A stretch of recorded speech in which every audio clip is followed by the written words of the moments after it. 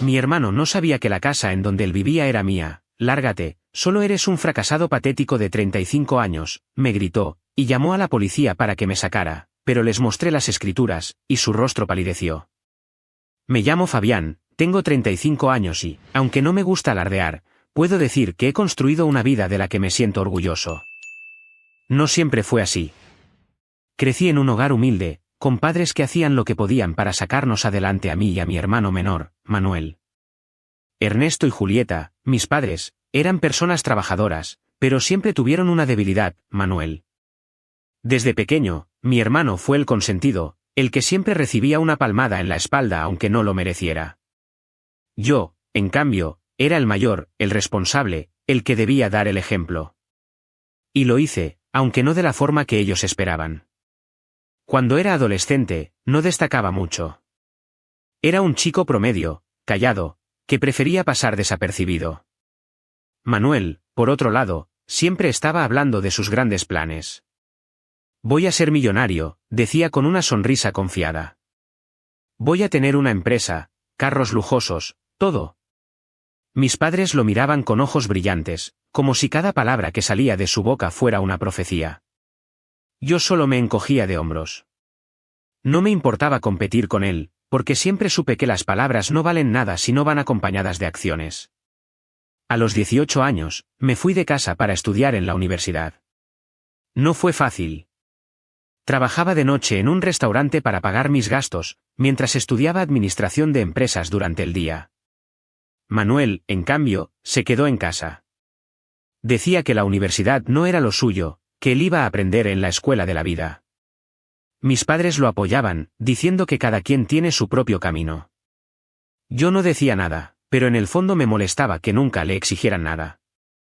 Siempre era yo el que tenía que demostrar algo. A los 28 años, después de mucho esfuerzo, fundé mi propia empresa. Empecé pequeño, con una consultoría de negocios que ayudaba a pequeñas empresas a organizarse mejor. No fue un éxito inmediato, pero con los años, mi trabajo dio frutos. A los 30, ya tenía una empresa sólida, con clientes en varias ciudades. A los 32, compré mi primera propiedad, un departamento pequeño pero cómodo. A los 35, tenía 3 propiedades, una cuenta bancaria saludable y una vida que, aunque no era perfecta, me hacía sentir que todo el sacrificio había valido la pena. Manuel, por otro lado, no había cambiado. Seguía viviendo con mis padres, saltando de un trabajo a otro. Lo despedían de todos lados porque llegaba tarde, no cumplía con sus tareas o simplemente porque no le importaba. Siempre tenía una excusa, el jefe era un tonto, el trabajo no era para él, o eso no es lo que quiero hacer con mi vida. Pero lo peor no era eso. Lo peor era que, cada vez que nos veíamos, él me miraba con desprecio, como si yo fuera menos que él. Fabián, sigues siendo el mismo inútil de siempre, me decía. Mírame a mí, yo voy a llegar lejos. Yo solo sonreía y cambiaba de tema. No valía la pena discutir con alguien que vivía en un mundo de fantasías. A pesar de todo, yo quería a mis padres. Ernesto y Julieta siempre fueron buenos conmigo, aunque a veces sentía que su amor por Manuel era más evidente. Ellos me llamaban a menudo, me invitaban a comer, y siempre me decían lo orgullosos que estaban de mí. Pero un día, todo cambió. Fue una llamada que nunca olvidaré. Era un sábado por la mañana cuando mi madre, Julieta, me llamó. Su voz sonaba preocupada, pero también tenía ese tono que usaba cuando quería pedirme algo importante. Fabián, hijo, necesitamos hablar contigo, dijo. Es sobre Manuel. ¿Qué pasó ahora?, pregunté, tratando de no sonar molesto. Es que, él no está bien. No tiene trabajo, no tiene ahorros, y sigue viviendo con nosotros. Tu padre y yo no somos tan jóvenes ya, y queremos que Manuel tenga un lugar propio, un sitio donde pueda empezar de nuevo. Hice una pausa. Sabía a dónde iba esta conversación. ¿Y qué quieren que haga yo?, pregunté, aunque ya sospechaba la respuesta. Fabián, tú tienes tus propiedades, ¿verdad? ¿No podrías prestarle una casa a tu hermano? Solo por un tiempo, hasta que encuentre un buen trabajo. Me quedé en silencio. No podía creer lo que estaba escuchando. Manuel, que nunca había hecho nada por salir adelante, Quería que le diera una casa. ¿Gratis? Intenté mantener la calma. Mamá, con todo respeto, eso no es una buena idea. Manuel no va a cambiar si le damos todo resuelto. Él necesita aprender a valerse por sí mismo. Pero es tu hermano, intervino mi padre, Ernesto, que estaba escuchando en altavoz. La familia se ayuda, Fabián. No puedes dejarlo en la calle. No estoy diciendo que lo deje en la calle, respondí. Pero darle una casa sin que haga nada por merecerla solo va a hacer que siga siendo un irresponsable. La discusión duró casi una hora. Mis padres insistían, diciendo que Manuel solo necesitaba una oportunidad, que estaba pasando por un mal momento, que yo, como el hermano mayor, debía ayudarlo. Me dolía escucharlos, porque sabía que lo querían con todo su corazón, pero también sabía que estaban equivocados. Aún así, después de mucha insistencia, cedí. No porque creyera que era lo correcto, sino porque no quería decepcionar a mis padres. Está bien, dije finalmente. Le daré una casa. Pero que quede claro que es temporal, y que él tiene que buscar trabajo y salir adelante. Gracias, hijo, exclamó mi madre, aliviada. Sabíamos que podíamos contar contigo. Les dije que yo no le entregaría las llaves personalmente a Manuel. No quería enfrentarme a él ni lidiar con sus comentarios arrogantes. Les pedí que ellos se encargaran de dárselas. Mis padres aceptaron, y así fue como Manuel se mudó a una de mis propiedades, una casa modesta pero bonita en un barrio tranquilo. Nunca le dije que la casa era mía. No porque quisiera ocultarlo, sino porque no quería darle más razones para sentirse superior o para burlarse de mí. Mis padres tampoco le dijeron la verdad. Según ellos, era mejor que Manuel pensara que la casa era de ellos, para que no se sintiera mal. Los meses pasaron, y Manuel siguió siendo el mismo. Cada vez que nos veíamos, me trataba como si yo fuera un perdedor. Fabián, cuando vas a hacer algo grande con tu vida, me decía con una sonrisa burlona. Mira, yo estoy viviendo en una casa que mamá y papá me dieron. ¿Y tú? ¿Sigues en tu departamentito de soltero? Sus palabras me dolían, no porque creyera que tenía razón, sino porque no entendía por qué me odiaba tanto. Yo nunca le había hecho nada malo. Al contrario, gracias a mí tenía un techo sobre su cabeza. Intentaba ignorarlo.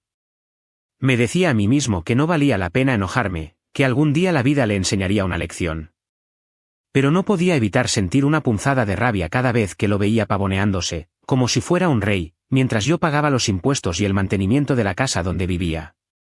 Todo cambió un día que decidí ir a la casa para revisar unas reparaciones. Había notado que el tejado necesitaba arreglos, y quería mejorar algunas cosas para mantener el valor de la propiedad. No avisé a Manuel, porque, francamente, no pensé que fuera necesario. La casa era mía, después de todo. Cuando llegué, todo estaba tranquilo. Entré con mi llave, revisé las paredes, tomé algunas notas. Estaba en la cocina cuando escuché la puerta principal abrirse de golpe. ¿Qué demonios haces aquí?, gritó Manuel desde la entrada. Me giré y lo vi, con el rostro rojo de furia. Cálmate, Manuel. Solo vine a revisar unas cosas. ¿Revisar unas cosas? Esta es mi casa, Fabián. ¿Cómo entraste? ¿Robaste una llave o qué? Suspiré, tratando de mantener la calma. Manuel, esta casa es mía. Yo solo estoy aquí para hacer unas reparaciones. ¿Tuya?, se rió con desprecio. No me hagas reír. Esta casa es de mamá y papá, y ellos me la dieron a mí. Tú no tienes ningún derecho de estar aquí. Manuel, te estoy diciendo la verdad. Esta casa es de mi propiedad. Si quieres, te muestro los documentos. Cállate, inútil, gritó. Siempre has sido un perdedor, Fabián. Lárgate de mi casa ahora mismo. Intenté explicarle de nuevo, pero él no me dejaba hablar. Estaba fuera de sí, caminando de un lado a otro, señalándome con el dedo. Eres un fracasado patético de 35 años que no ha logrado nada en su vida, me gritó. No sé cómo te atreves a entrar aquí como si fueras el dueño. Esas palabras me dolieron más de lo que quería admitir. No porque fueran ciertas, sino porque venían de mi propio hermano.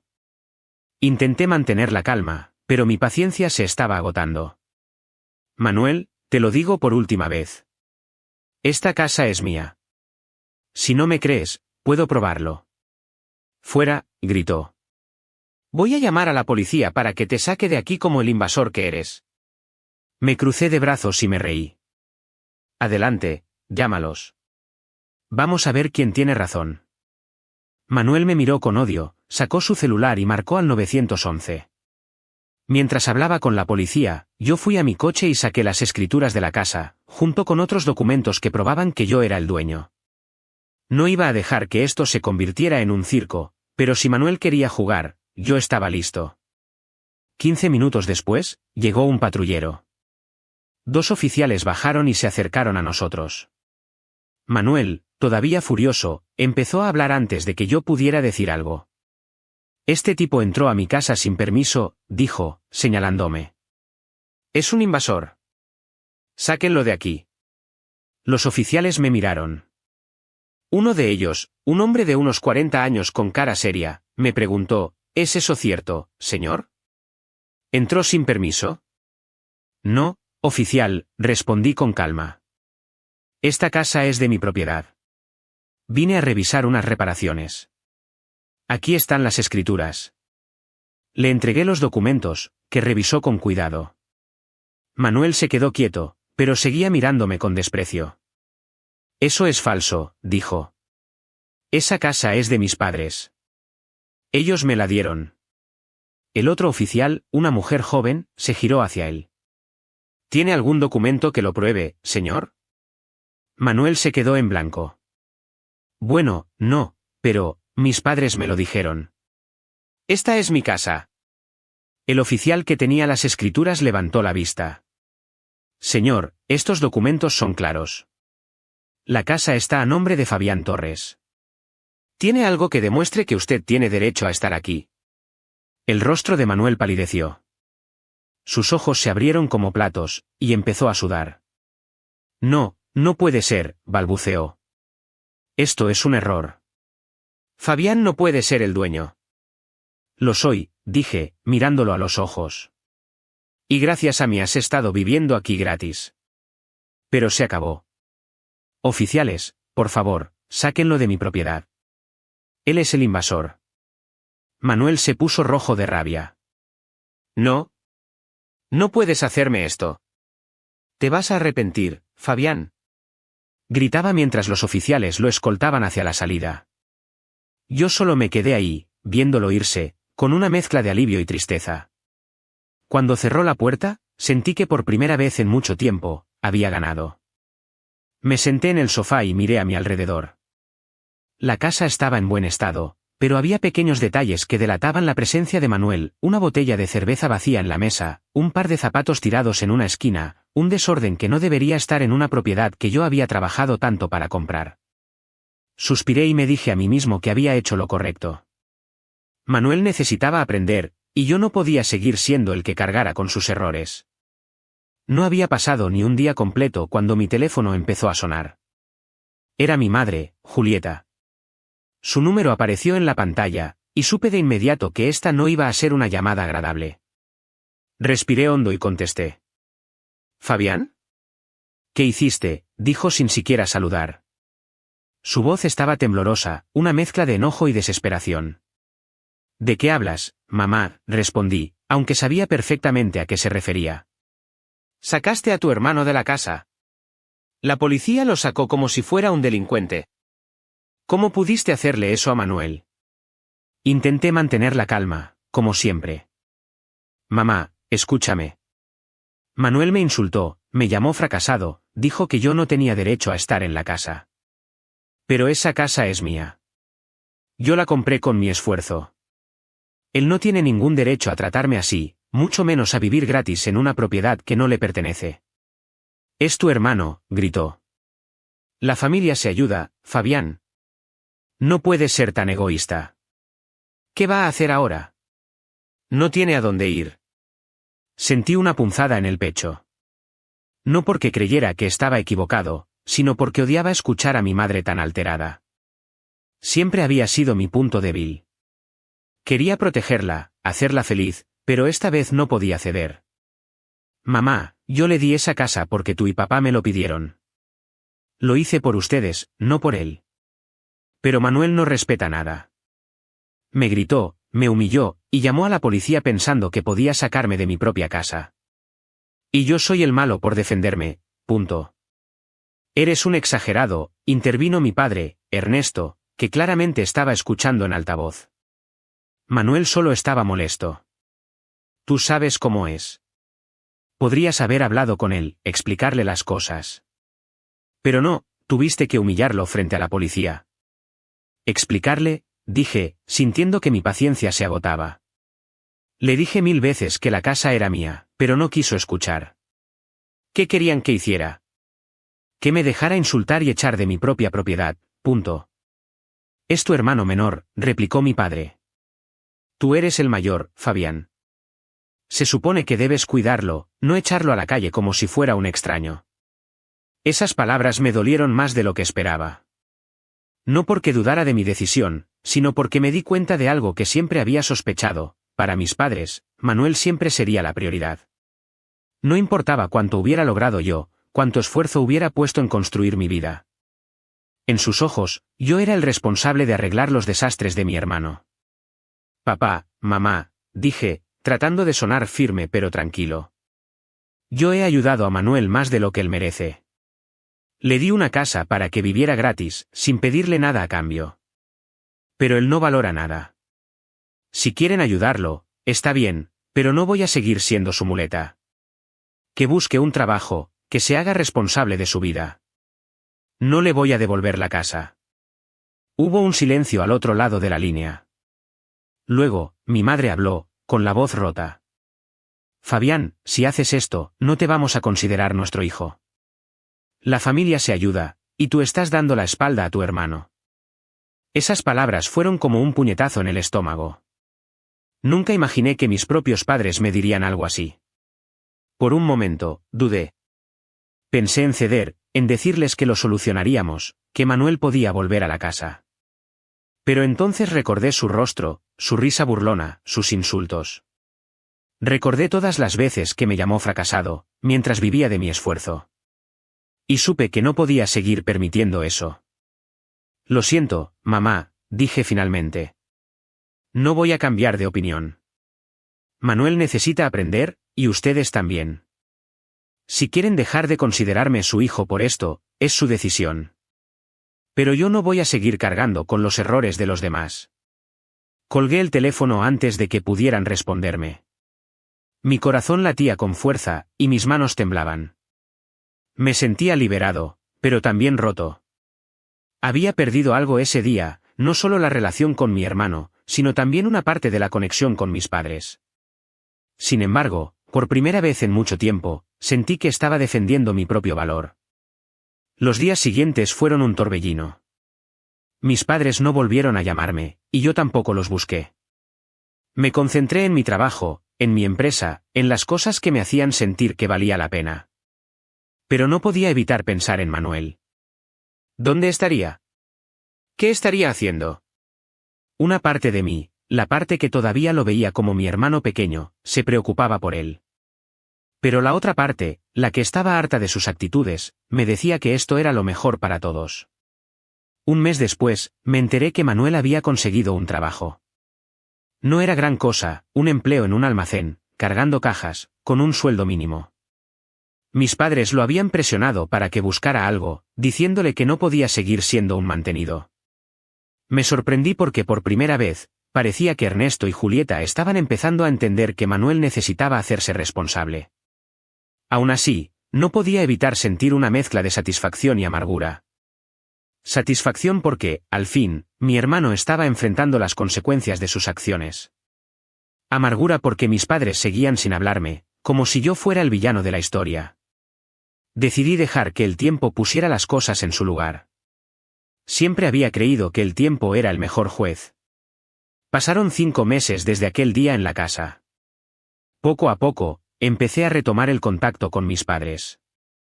Al principio, eran conversaciones cortas, incómodas, llenas de silencios. Pero con el tiempo, comenzaron a suavizarse. Mi madre me llamó un día para invitarme a almorzar, y aunque dudé, acepté. Quería sanar las cosas, no por ellos, sino por mí. No quería vivir con rencor. Durante el almuerzo, mis padres me contaron que Manuel estaba cambiando. Según ellos, el trabajo en el almacén lo estaba haciendo más responsable. Había dejado de hablar tanto de sus grandes planes y estaba enfocándose en mantener su empleo. No sonaba como el Manuel que yo conocía, pero me alegró escuchar que, al menos, estaba intentando. Unos días después, me encontré con él por casualidad en un centro comercial. Estaba comprando algo en una tienda cuando lo vi, cargando un par de bolsas. Me miró, y por un segundo, pensé que iba a ignorarme o a empezar una discusión. Pero en lugar de eso, bajó la mirada y se acercó. «Fabián», dijo, con un tono que no reconocí. «¿Podemos hablar?» Asentí, y nos sentamos en una cafetería cercana. Por primera vez en años, Manuel no parecía estar fingiendo. No había arrogancia en su voz, ni burlas en su mirada. «Lo siento», dijo, mirando su café. «Me porté como un idiota. Pensé que era mejor que tú, que tenía derecho a todo. Pero me equivoqué. No sabía que la casa era tuya, y aunque lo hubiera sabido, no tenía derecho a tratarte como lo hice». Me quedé en silencio, procesando sus palabras. Una parte de mí quería creerle, pero otra parte, la que había soportado años de sus insultos, seguía desconfiando. «Manuel», dije finalmente, «lo que me hiciste dolió. No solo ese día, sino todos los años que me trataste como si no valiera nada. Pero quiero que sepas que no te guardo rencor. Solo espero que estés aprendiendo algo de todo esto».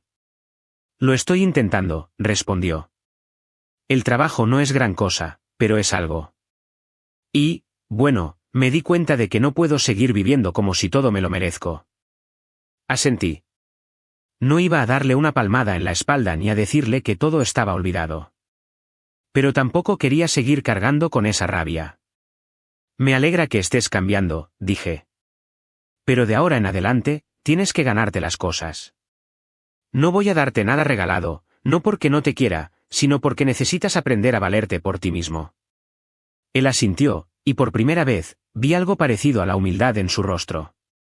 Nos despedimos sin promesas ni grandes gestos. Era un comienzo, pero solo eso, un comienzo. Cuando llegué a casa esa noche, me sentí más ligero. No todo estaba resuelto. Mis padres y yo todavía teníamos mucho que hablar, y mi relación con Manuel iba a ser un proceso largo. Pero por primera vez, sentí que era libre. Libre de las expectativas de mi familia, libre de la necesidad de probarme ante ellos, libre de cargar con los errores de mi hermano. Había defendido mi lugar, y aunque el camino no había sido fácil, valía la pena. La casa, mi casa, estaba en silencio. Pero esta vez, el silencio no era pesado. Era el silencio de alguien que, al fin, estaba en paz consigo mismo. Suscríbete para más historias diarias.